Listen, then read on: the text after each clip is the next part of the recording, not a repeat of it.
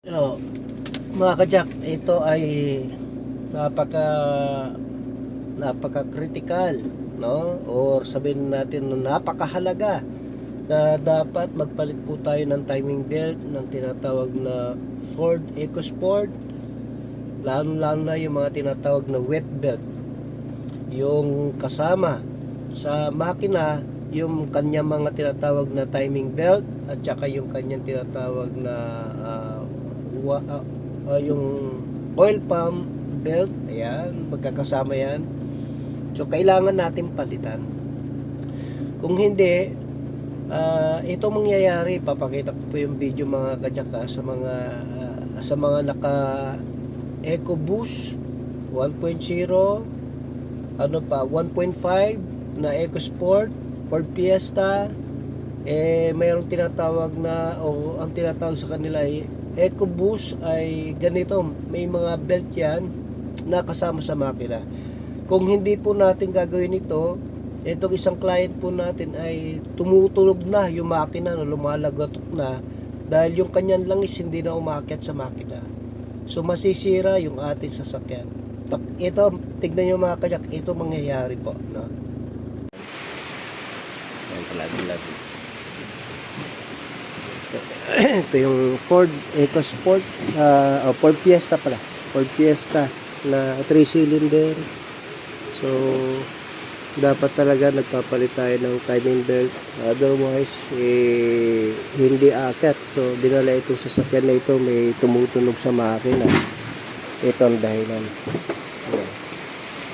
Ang dahilan niya ay hindi umakyat yung langis, nadidetect na rin na umiilaw yung engine oil indicator. Kasi hindi umakyat yung langis. Okay. So, kaya ipakita ko sa inyo. Ayan, mga kadyak. Ayan. Pag hindi tayo nagpapalit ng timing belt, ayun, knocking sound na maririnig, hindi akit yung langis. Tignan nyo naman itsura nung belt niya sa pump. Ayan, pud-pud na. So, malapit na maputi yan.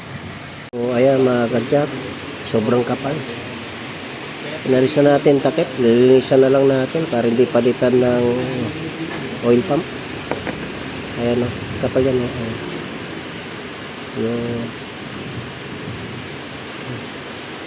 Yun, marado.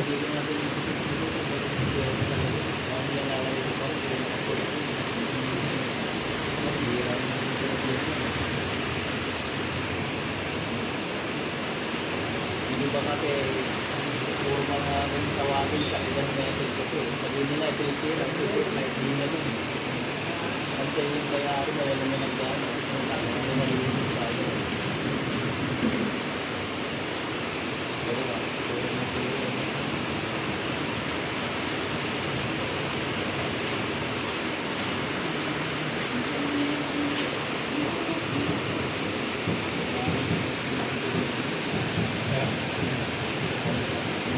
Yun.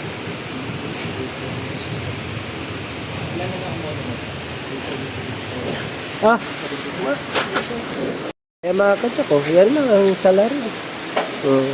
Hugasan mo lang, pwede na, balik na. Hindi na magbibili ng bagong oil pump. Kasi hindi naman basta-basta papasok yan doon, kaya meron tayong strainer.